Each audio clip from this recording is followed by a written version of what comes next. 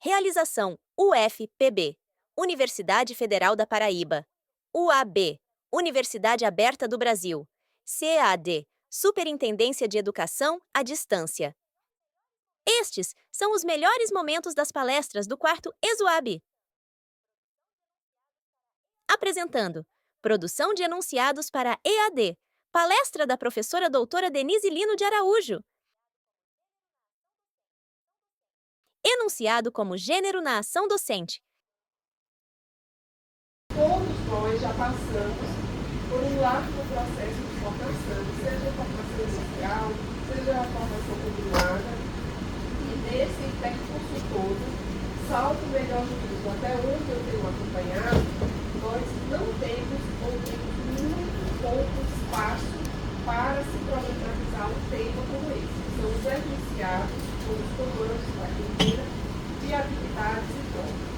Então, esse tema, ele diz respeito àquilo que nós fazemos no dia a dia.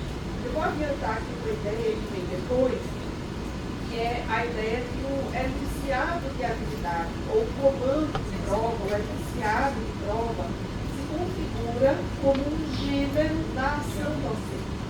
Entre os vários gêneros que são próprios dessa profissão, que é o docente, esse nos caracteriza.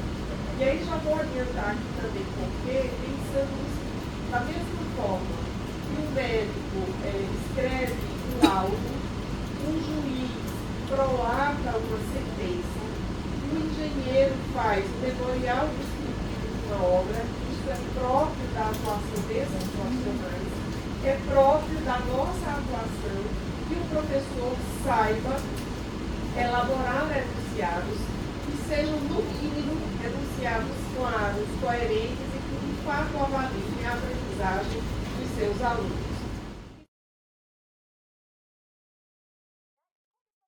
Necessidade de contextualizar a pergunta. Mas o que eu quero destacar aqui é que os nossos alunos chegam no ensino superior já estando, diria aqui, relativamente acostumados a responderem esse tipo de enunciado que é, no mínimo, longo. Nós temos, no mínimo, aqui um enunciado longo, porque não é apenas essa pergunta: qual o percentual de estudantes dessa amostra com a massa corporal abaixo da média e a altura acima da média. Então, para que essa pergunta se coloque, toda uma situação de contextualização foi colocada antes. E todos os autores que nós temos estudado trabalham com várias vertentes relativas, não só à educação básica, mas ao ensino superior, são unânimes em recomendar que qualquer que seja o processo de avaliação do ensino superior, ele seja minimamente contextualizado.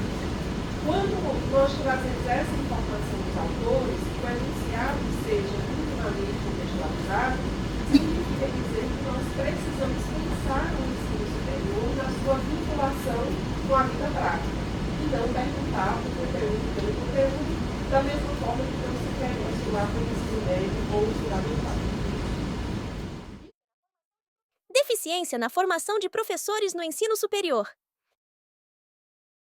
Como se ensina um licenciando a elaborar enunciados, quase sempre a gente não ensina durante a graduação, isso fica sob responsabilidade do professor que supervisiona o estágio, ou algum professor responsável por metodologia do ensino, se o professor tiver esse foco.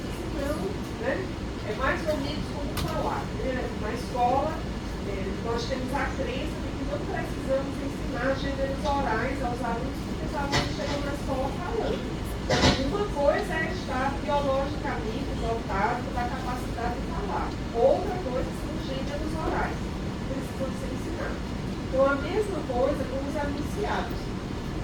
Nós não entramos no curso de licenciatura ou concluímos um mestrado acadêmico ou profissional sabendo elaborar enunciados. O médico não chega no curso de medicina sabendo fazer corte e uma sutura. Ele precisa aprender isso ao longo do curso. Então, os enunciados, eles são para nós esse objeto de aprendizagem. Se não lá na formação inicial, na licenciatura, deveriam aparecer lá ou se não aparecem lá, tardiamente deveriam aparecer nessa segunda fase da formação do mestrado e nos capacita para dar aula de ensino superior. Mas a gente tem que saber, no mestrado acadêmico, isso não vai ser discutido nunca, porque no mestrado acadêmico interessa que o mestrando faça a pesquisa. Então ele faz a pesquisa, ok, ele é um excelente pesquisador. Não significa dizer que ele é um bom professor de ensino superior. Nós não temos, de modo geral, uma preocupação com a formação do professor de ensino superior.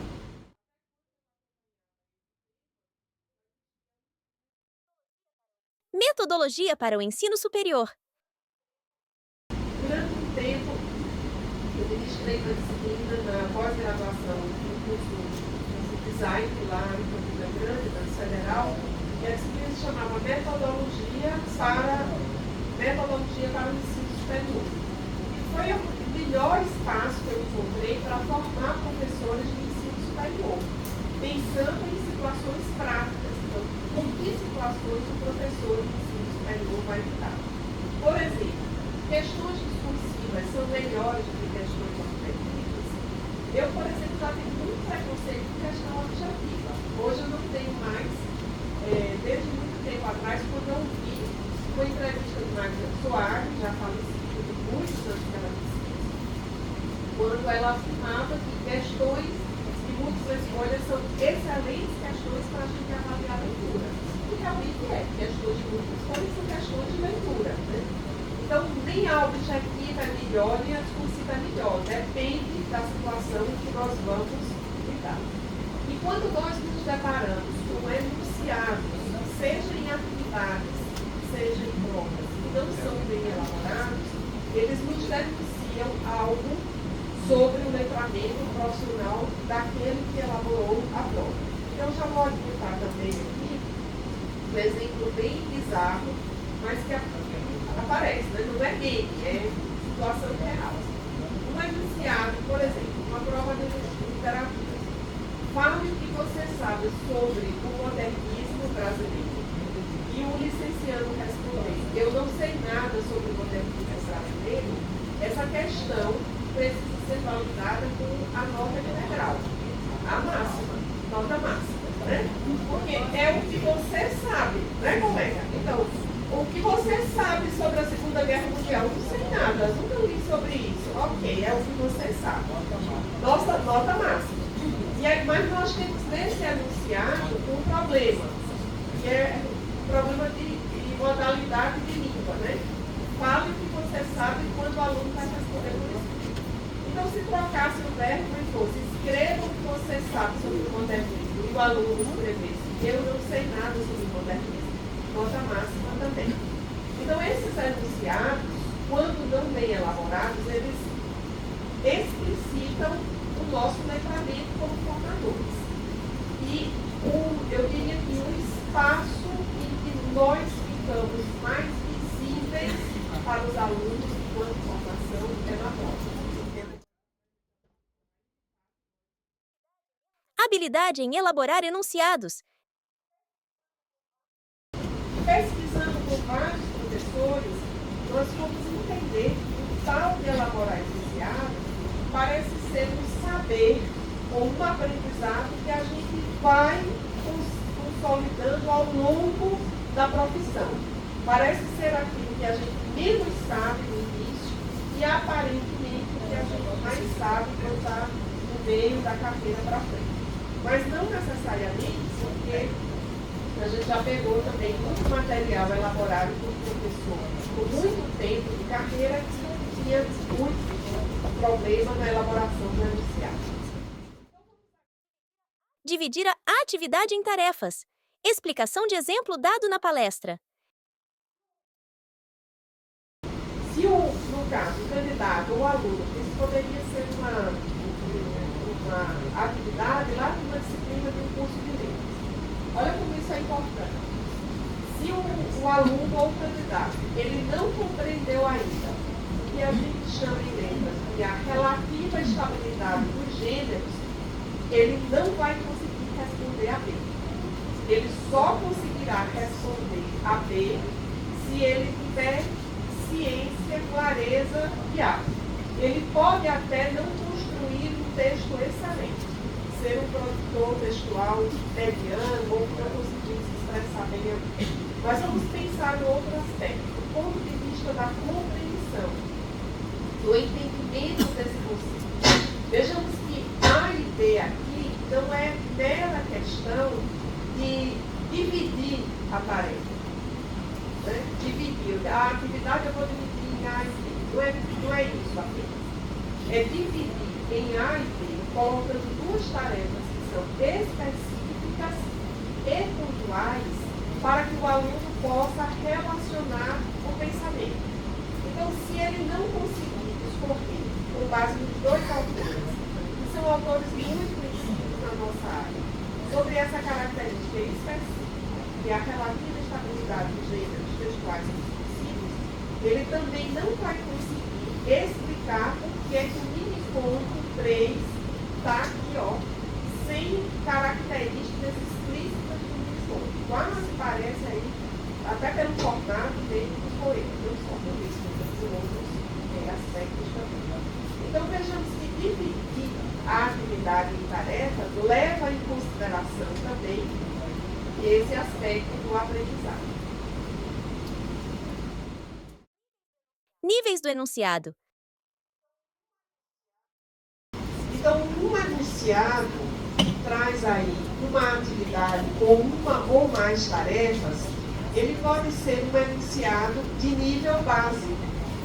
E se a gente está no nível básico, né, a gente está requisitando o reconhecimento ou a compreensão. No reconhecimento, isso envolve a capacidade de identificação das propriedades fundamentais dos objetos de conhecimento, aliás, do objeto de conhecimento aprendido. Então, quando a gente está nesse nível básico, alguns verbos nos servem para isso. Identificar, nomear, citar, relacionar, observar. Porque é bem pontual, é aquele conhecimento bastante explícito. O nível de compreensão, que é uma espécie de reverso da moeda do reconhecimento, então quando eu reconheço, e aí esse ré mesmo entre parênteses, eu conheço e reconheço que isso aqui é um copo, né, com água, um suporte, um vaso que serve para conter esse líquido, para que esse líquido não se derrame. Então, ao mesmo tempo que eu reconheço esse objeto, eu também sou levada a compreender as funções desse objeto ou de qualquer conceito. Então, a compreensão indica, leva à indicação de elementos que dão significado ao objeto do conhecimento, sua composição, sua finalidade, suas características. E aí nós estamos solicitando compreensão quando nós pedimos explicar, descrever, caracterizar, discorrer. Lembra dos exemplos lá com discorrer? Então, são questões desse nível básico. A gente volta e diz, não é nada que está pedindo questão de nível básico? Questão de nível básico. Eu diria que, pensando no lugar em que eu trabalho, nós não estamos discutindo essas questões. Depois, quando nós estamos no nível intermediário de apreensão de um conhecimento, nós vamos lidar com três que são quase inseparáveis. E aqui eles são não uma moeda, verso e reverso, mas eles são um triângulo equilátero que cada vez a gente coloca muda o pico do triângulo ali, o ápice do triângulo, aliás. Então nós temos a aplicação, a análise e síntese. A aplicação implica transpor a compreensão de um objeto, um conhecimento, em um caso específico, em uma situação concreta. Lembram daquele primeiro exemplo lá do ENAD? O professor de matemática resolveu aplicar isso. Então, uma situação problema. Possível de existir. Também não vamos aqui imaginar uma situação, né, do mundo dos sonhos. Não. Uma situação problema que tem a sua cota de realidade. E aí os verbos relacionados. Resolver, aplicar, transformar, explicar. A análise significa identificar ali a percepção das inter-relações entre todo e suas partes. Então, se eu vou analisar, eu preciso ver as partes e como é que elas se amalgamam ao todo. Tá? está ali um todo e eu vejo que há partes que o compõem. Então eu vou, os verbos que vão pedir isso, analisar, examinar, decompor uma sentença, expandir. E a síntese, um dado sistema foi desmembrado em várias partes e eu vou pedir ali para ser remontado. Então é a reorganização de partes que envolve resumo. Então a famosa atividade resuma o texto, resuma a ideia do autor tal, resuma o que o colega disse lá no seminário, é uma atividade que envolve a síntese. E um dos sinônimos de resumo é exatamente síntese, porque várias informações são apresentadas no texto. Várias informações foram dadas nessa palestra. A tarefa final depois poderia ser resuma as ideias da palestra da professora Denise. Se fosse fazer aqui uma avaliação bem superficial para vocês na tarde de hoje. Então, nós estamos no nível intermediário de compreensão do objeto quando nós estamos resumindo. Porque o nível mais avançado, ele implica a avaliação. E a avaliação implica a emissão de um juízo de valor, ou de um juízo de valor, ou a partir de um parâmetro. Lembram lá aquele primeiro exemplo no matemática da prova do ENAD que dizia discorra apresentando duas vantagens e duas desvantagens. Olha, nós já temos aí o nível avaliação, duas vantagens e duas desvantagens. Então, alguns verbos possíveis, julgar, justificar, apresentar, argumentos. Eu queria lembrar que esses níveis aqui, eles não são separados de forma rigorosa. Eles se mesclam e se sobrepõem entre si. E é possível que uma mesma tarefa, aliás, uma mesma atividade, traga tarefas com diferentes níveis de complexidade. Chegamos ao fim dos melhores momentos da palestra da professora doutora Denise Lino de Araújo, no quarto ESUAB. Esperamos que tenha gostado. Se tiver interesse em participar do nosso próximo encontro, procure mais informações em nossos canais de comunicação que estão aparecendo na tela. Até mais!